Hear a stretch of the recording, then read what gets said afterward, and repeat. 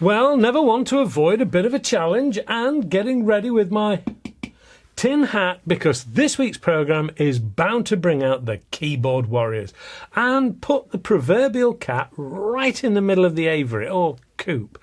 So, fingers on the keyboard, ready? Because this week it's PCP versus Springers.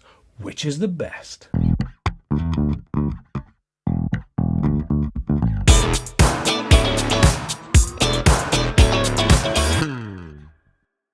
Hello and welcome to AAR on Air. Yes, today it's Springers versus pre-charged pneumatics. Now, before you start putting all kinds of personal opinions into the comment section, at least watch the programme. Yes, I know you do it. What? So, comments please, but at the end at least. Oh, and thumbs up before I forget, please. Right, I'm sure we're all aware that what the difference is between the two, but just for the new guys to the sport, let me do a brief recap if I may. A Springer is probably a more traditional airgun. After saying that, history does show some of the very first airguns, which were used on the battlefield incidentally, were pump-up airguns, which I suppose makes them PCPs. But that aside, the Springer is the more traditional type, which involves pulling a spring back and releasing it when you're ready to shoot, which then sends a blast of air behind the projectile in a similar style to using a bicycle pump, but a heck of a lot faster and more powerful. The PCP, on the other hand, has a reservoir in the form of a cylinder which usually is placed under the barrel and holds a quantity of air that is capable of firing up to around 450 or more shots from a single charge of air, which comes from an external source such as a pump, air tank, or compressor. So the new guys will already be saying it's a no-brainer, up to 450 shots versus one shot. Well, hang on, let's take a look at the rest of the pros and cons, shall we? It is a valid point around the shot count, but it does have its trade-offs. Firstly, as we've already hinted at, you're going to need an external power source, so to speak, and a pump is going to set you back anywhere between 30 and maybe 150 pounds UK, depending on the design, quality and the manufacturer. This is, of course, a cost you don't have to pay out with your single shot Springer. And of course, you don't need to take anything else out into the field to recharge it if you use all the air in the gun.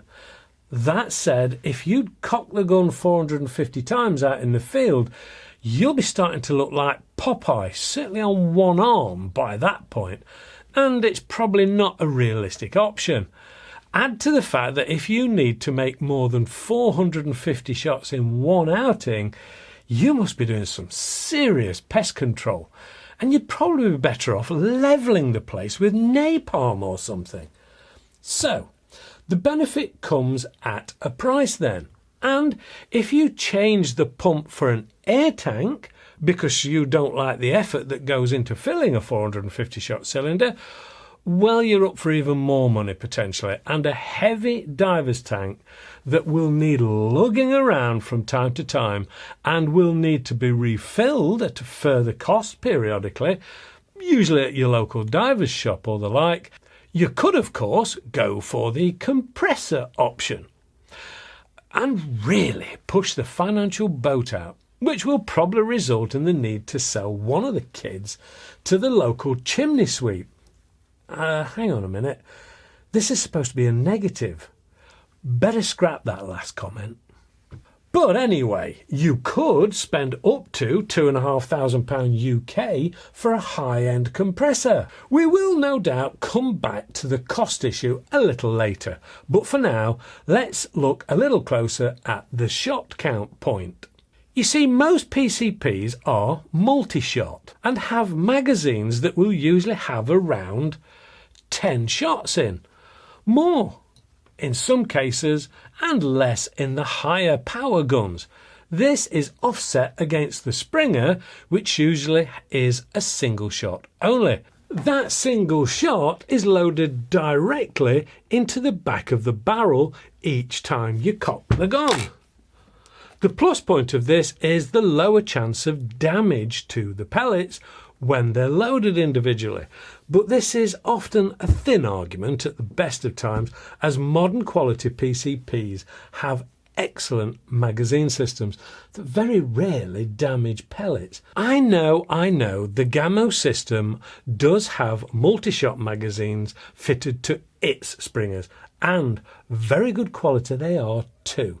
But you still need to break that barrel between each shot, which means coming off target at the very least, and can be more effort and potentially more noise and slow when you're out in the field hunting or controlling pests.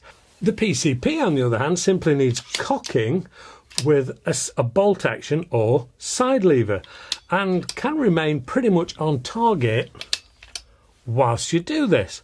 Heck, there are even semi-automatics out there in some countries. Not in the UK though, I'm afraid. You can, of course, have spare magazines in your pocket pre-loaded up to carry on shooting if you need to, or if you forgot the napalm airstrike, of course.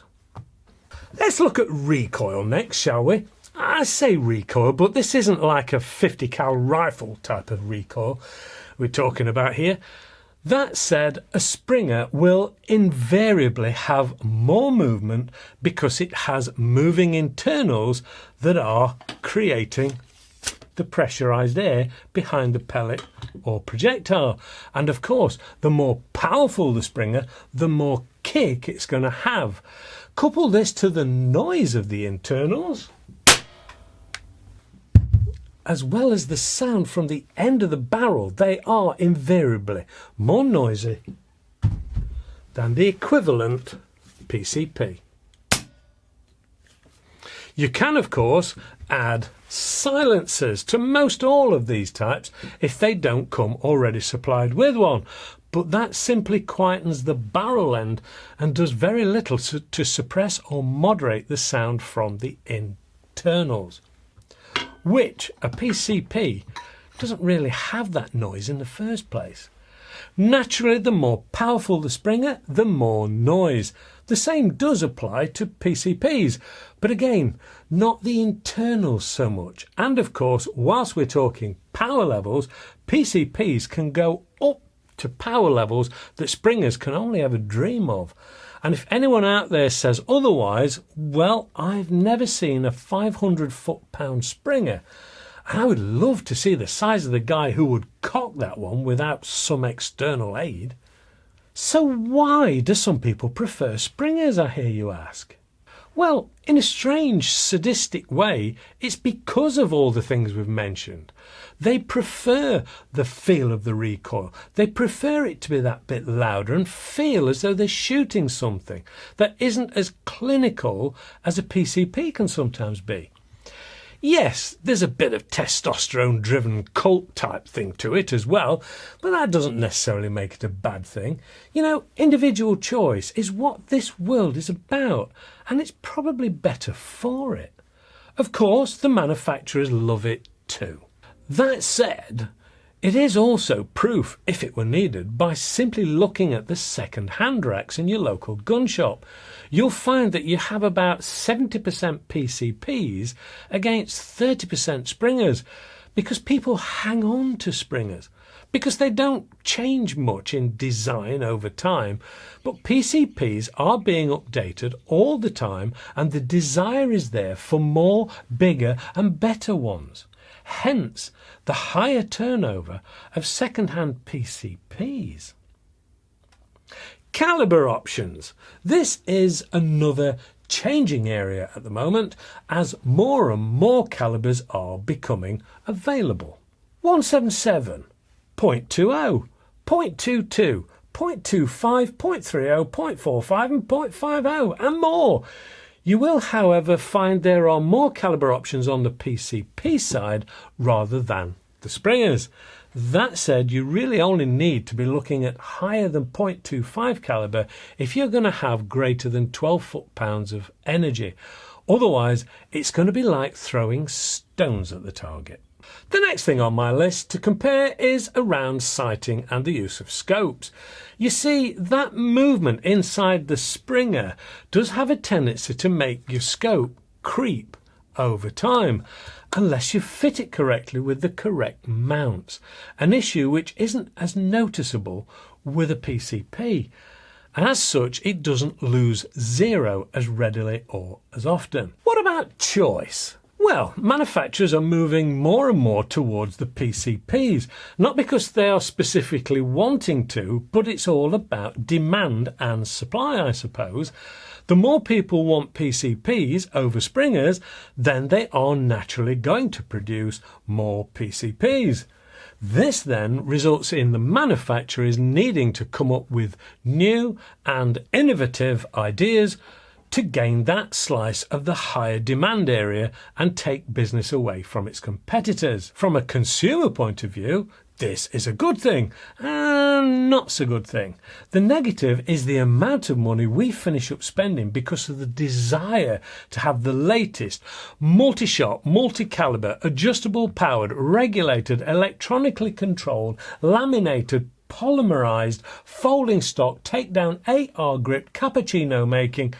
Hang on a minute, okay, I lied about the last part, but you get the idea. This, I suppose, brings us nicely into costs. This is pretty much where the Springer takes the laurels this time. You see, you can get hold of a pretty decent PCP these days from around £350 to £500. And whilst you could say you can spend that much on a decent Springer, you would be right. But you're talking a higher end one, and in fact you can get a Springer from around the £150 to £200 mark quite comfortably. And of course you've still got to factor in some way of getting the air into the PCP, and that can add a considerable amount if you don't want all that physical exercise that you would get using a pump. Well, that's probably just me showing my age a little. So, you see, all those positives around PCPs do come at a price, and for some people it's a price too far and ultimately a deal breaker, which is fair enough really. Don't forget that with a Springer you should also have a level of simplicity about the gun, and as such should prove itself to be very reliable over time. This is, of course, if you follow a few simple rules. Chiefly, don't cock the gun and leave it cocked. It will over time ruin the spring and the gun will soon cease to work as efficiently as it did, certainly from when you first bought it. PCPs, on the other hand, do need to be stored with air in the cylinder to help with the life of the seals. On the reliability front, I've found that with any gun, if it's going to go wrong, it will usually be within the first 3 months. If it's okay after that, they'll pretty much last you years and years. You do perhaps need to add into the mix the technology that is going into a lot of the new PCPs, including electronic systems, etc., which can add a lot of positives to the whole PCP debate. But maybe they need more time to prove longevity in the reliability question. Oh, and when you do break a Springer, don't leave it like that. So, does it sound like I've favoured PCPs or does it sound like I've favoured Springers? Hopefully it doesn't sound like I've favoured either. More giving you the facts as I see them around both of these types. Which do I own? Well, both. Naturally. Which do I use mostly? PCPs. Because that's what manufacturers produce mostly, and considering most of my shooting these days is done for review purposes, then it's hardly surprising that that's what I tend to shoot more often. Yeah, but which do you prefer is probably the next question. Well, I prefer to shoot FAC-powered guns when I'm out doing any pest control, and as such PCPs just fit the bill more with that higher power level and bigger calibers. But there are times that a bigger calibre and a higher power level is just too much, in which case I will on occasion use the sub 12 foot-pound Springers. That's always ever ready. That's it. You can now hit the comment section with your thoughts. Keep them clean though. We have a young audience too. Before you do, please give us a thumbs up, help the channel, subscribe and hit the alarm bell. You know, it's amazing how many people tell me they watch the channel every week without fail, but they haven't subscribed. Go on, join the family, hit that subscribe logo, or simply click on the AAR logo at the end. Please stay safe, shoot safe, and hopefully I'll see you next Friday. Thanks for watching.